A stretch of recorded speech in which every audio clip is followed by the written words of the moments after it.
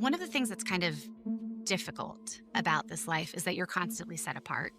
So people call you ma'am. No one's ever called me ma'am before this. I mean, frankly, no one ever called me Mrs. Vance. The internet just caught fire. And this time, it's not over a meme, it's over a moment. A single leaked video showing Charlie Kirk's widow, Erica Kirk, and Usha Vance, the wife of Vice President J.D. Vance, has detonated like a political bomb across every corner of social media. What looked like a quiet, emotional exchange between two grieving women has spiraled into one of the wildest political dramas of the year. The clip is everywhere. Trending hashtags, reaction videos, conspiracy threads, and nobody can agree on what they just watched. Was it a genuine moment of compassion, or a performance choreographed tighter than a White House handshake? Is this raw emotion or political theater dressed in black? Behind those dark shades and soft whispers, there's a story that's shaking conservative America to its core. Because in the world of high-stakes politics, even grief can be strategic.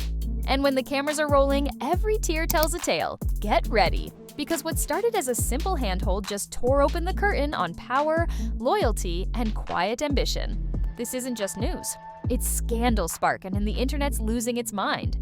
It started like every political week does, a blur of headlines, hashtags, and half-truths. But when that leaked video dropped, everything stopped.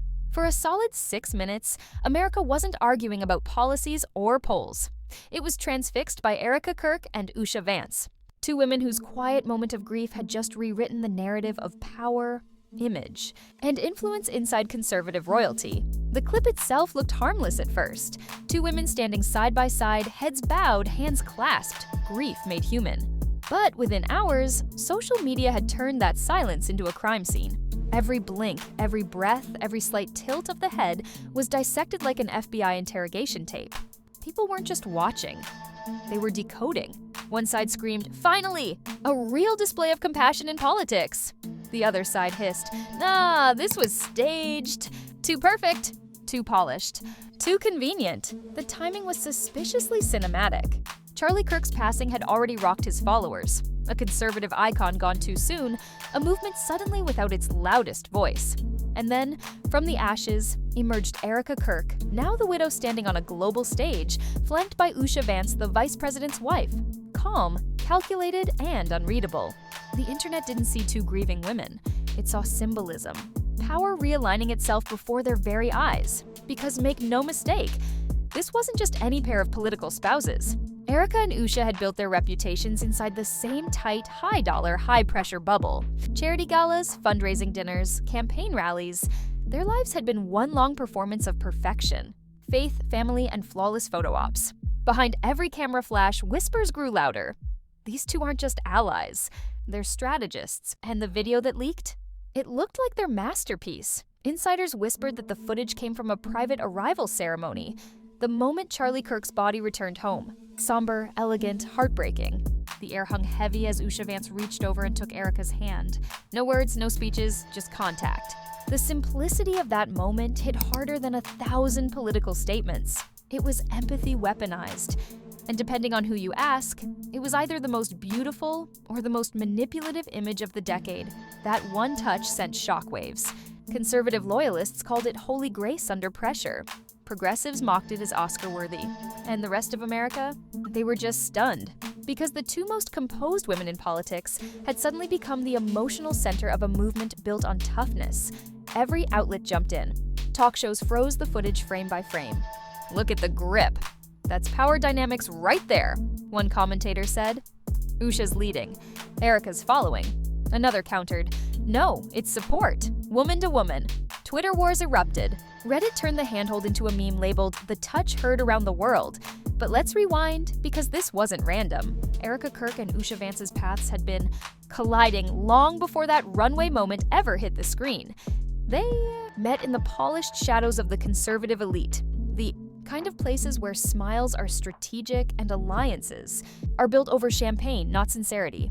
Charity fundraisers, think tank dinners, and those infamous closed-door conferences where handshakes cost 5 figures. On the surface, they were polite, polished, and picture-perfect. But people who saw them up close swore they could feel the tension, admiration laced with calculation.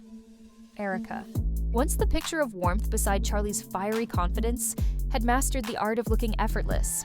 Every word rehearsed, every public smile perfectly timed. To the media, she was the emotional balance to Charlie's intensity, the soft power that made Turning Point's hard edges palatable. Usha, on the other hand, played the long game.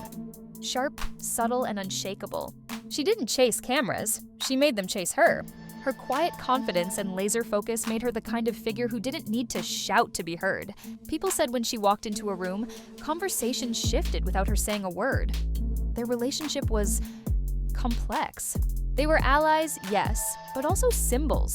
Women navigating the chessboard of modern conservatism where image is power. Their friendship had always been whispered about in campaign circles. Mutual respect with a sprinkle of competition. Some saw sisterhood, others saw strategy, and that's what made the leak so explosive. Because once that clip surfaced, the narrative flipped. Suddenly, their long-running alliance looked like a staged performance. A carefully orchestrated scene built to humanize a movement that's been accused of lacking empathy. The camera angle, the lighting, the subtle nod before the handhold. Too perfect to be coincidence, said the skeptics. Commentators filled the airwaves with theories. This is crisis branding 101, one strategist claimed, turning grief into political capital.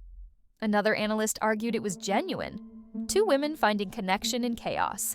The split wasn't just online, it was ideological. Conservatives felt seen. Critics felt manipulated. And every second of that 6-minute clip became ammunition in America's endless culture war. But here's what made it truly viral. The mystery. What did Usha whisper? What did Erica say back? The audio was muffled, just a few fragments caught in the wind. 15 minutes at a time, one lip-reading TikToker insisted. She told her to take it slow. That single phrase became gospel overnight. Hashtags like number 15 minutes at a time exploded, symbolizing resilience, sisterhood, and survival. Or, depending on your level of cynicism, the most brilliantly packaged PR line ever uttered. Behind the scenes, insiders started leaking their own tidbits. They'd been working together for months, one claimed. Usha was prepping Erica for leadership long before this. That rumor alone turned the emotional moment into a political thriller. Was this compassion or succession planning? Meanwhile, Turning Point USA's staff scrambled. Emails leaked showing new media talking points about faith through grief. Coincidence? Maybe. Calculated narrative shift? Probably. Every move Erica made after that clip fed the fire. Her black dress at the funeral, her trembling voice at the memorial, her new interviews about purpose through loss. It was like watching a PR masterclass wrapped in heartbreak. Still, for all the suspicion, the public couldn't look away. The clip didn't just make them talk, it made them feel, and that's rare in politics. It was a collision of authenticity and optics so powerful that nobody could tell which was which anymore, because in this world, where every tear can trend and every tragedy can be monetized, even sincerity comes with strategy. And Erica Kirk and Usha Vance, they just mastered both. The cameras had captured more than grief. They'd caught the birth of a new political chapter, one led not by fiery speeches, but by two women who understood something every strategist forgets. In modern politics, emotion is the ultimate currency. And as America argued over whether that handhold was heartfelt or staged, one thing became undeniable. These women had everyone's attention. And attention, in this game, is the only thing that truly matters. By the next morning, the handhold had become a hurricane. TikTok spliced it into slow-motion tributes, Twitter turned it into a battlefield, and cable networks looped it like a national emergency. Hashtags sprouted like weeds. Erica and Usha, number 15 minutes at a time, power in black. What had started as 6 quiet seconds of grief had now evolved into a 24-hour circus of analysis, outrage, and wild storytelling. Podcasters dropped emergency episodes, talk show. Pundits argued about optics. Even late night, comedians joined in, mocking the dramatic runway walk while secretly admiring its viral magnetism. One host quipped, "Forget House of Cards, this is Hallmark meets Hunger Games." Within hours, the clip had transcended politics and entered meme culture. Edits showed the pair walking through fire, rain, or stock market charts collapsing behind them. People were fighting in comment sections like, it was pay-per-view. The right called it grace under pressure. The left called it performance art with lighting direction. And the middle just hit replay. Every influencer, strategist, and micro-celebrity sniffed opportunity. Reaction channels dissected frame rates. Lip readers swore they heard secret codes. Body language experts declared Usha dominant and Erica transformative. You could practically feel the algorithm humming in delight. Meanwhile, conservative insiders panicked. Staffers whispered about damage control as donors demanded clarity. Was Turning Point USA about to crumble or rebrand around its widow in black? Rumors said new merch was already in design. 15 minutes at a time, stay strong. Critics rolled their eyes, but sales would later prove otherwise. Then came the celebrity pile-on. Country stars posted prayer emojis. Reality TV personalities filmed tearful reaction reels. Even a streaming service teased a documentary pitch within 48 hours. The storyline was irresistible. 2 women, 1 tragedy, a movement reborn. The internet didn't need facts. It needed content, and this story fed everyone. Erica's silence became the loudest noise online. When she finally resurfaced with a single caption, "Faith holds," it detonated again. Was it gratitude? Defiance? Strategy? Analysts debated tone like it was the Constitution. At the same time, Usha's old speeches about emotional discipline resurfaced, suddenly treated as prophecy. Fans clipped her quotes into motivational reels. Detractors remixed them with ominous music. The scandal was mutating hourly. Conspiracy accounts claimed the entire runway scene was a soft launch for a joint initiative between Turning Point and the vice president's office. Anonymous sources alleged rehearsals, lighting tests, and coordinated wardrobe choices. None of it verified, all of it viral. Because on social media, perception doesn't just outpace reality, it buries it. Even the fashion blogs joined the frenzy. "The power of mourning black," one headline read. Designers weighed in on shade numbers and hem lengths as if grief came with a Pantone code. Every detail became symbolism. Dark glasses, secrecy. Linked hands, unity. Matching heels, hierarchy. The absurdity was exquisite. Through it all, the numbers skyrocketed. Erica's followers tripled. Usha's approval ratings jumped in polls she wasn't even listed on. Think pieces flooded the feeds about the feminine face of modern conservatism. Somewhere, a PR team popped champagne because controversy converts faster than advertising ever could. But cracks were showing. Former colleagues whispered about behind-the-scenes tension. A leaked email hinted at disagreements over messaging. Commentators noticed how Usha began speaking more publicly, while Erica grew quieter. Suddenly, the question wasn't whether the moment was genuine, it was who was really steering the narrative now. Journalists dug deeper. Old clips surfaced of Charlie Kirk praising both women's composure under fire. That line was replayed endlessly, framed as foreshadowing. Was this the passing of a torch, intentional or accidental? Depending on which outlet you read, the story had turned into a Shakespearean power transfer wrapped in widow's lace. By week's end, the internet was exhausted but addicted. Opinion pieces now debated the emotional economy of politics. Professors called it the new empathy industrial complex. Comedians joked that grief had become the GOP's most successful rebrand. Yet under the noise, something real was happening. 2 women were redefining what influence looked like. Quiet, strategic, unstoppable. And as Part 2's chaos reached its peak, one truth remained. America wasn't just watching a scandal, it was watching a shift. The same handhold that sparked memes was now morphing into a movement. But whether it was born from sincerity or strategy, that was the question no one could answer. By the time the memes cooled and the think pieces lost their shine, something much larger had taken root. What started as a viral moment of grief had morphed into a realignment of power inside conservative America. Erica Kirk was no longer a supporting character in her late husband's empire, she was its new architect. Usha Vance, the vice president's wife, who'd been painted as the calm in the chaos, was suddenly viewed as the quiet strategist holding the blueprint. Together, they became the new shorthand for strength wrapped in silk. One raw, one refined, both unstoppable. In Washington, the tone shifted. Journalists began calling them the twin axis of composure. Donors started referencing the runway pact when describing loyalty and optics.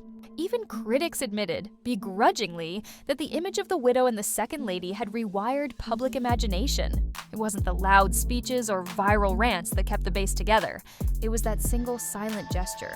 People who'd never watched a political clip before now cited that moment as the reason they felt something again. Behind the scenes, however, the machinery was grinding. Turning Point USA needed a leader who could fill Charlie's shoes without losing his audience. Meetings stretched past midnight, contracts were rewritten, and advisors argued over tone. Would Erica lean into empathy or authority?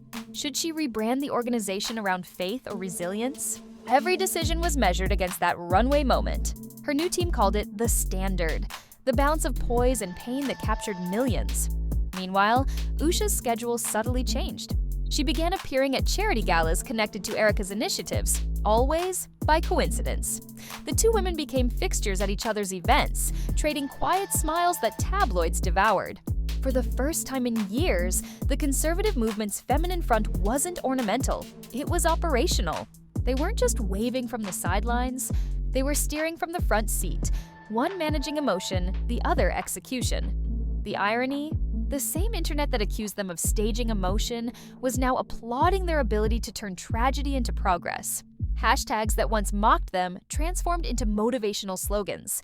15 minutes at a time turned into merch, podcasts, and a nationwide campaign about resilience. Critics called it cynical, supporters called it divine. Either way, it worked, but power has gravity, and gravity pulls. Old allies grew uneasy watching the spotlight shift from male figureheads to two women redefining the message. Whisper campaigns began.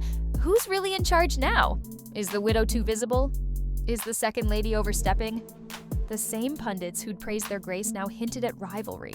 Every separate appearance was framed as a split. Every joint appearance was framed as strategy. In the court of public opinion, women are never allowed to simply coexist.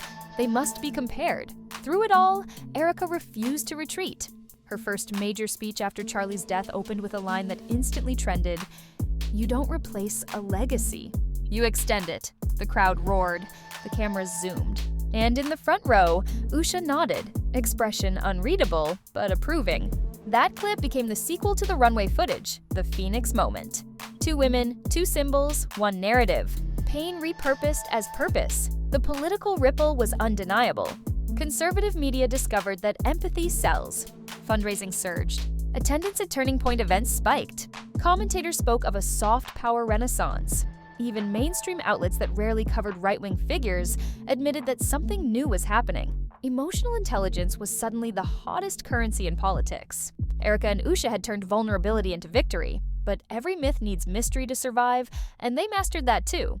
They never over-explained, never denied, never confirmed. When interviewers asked about their friendship, both smiled and deflected.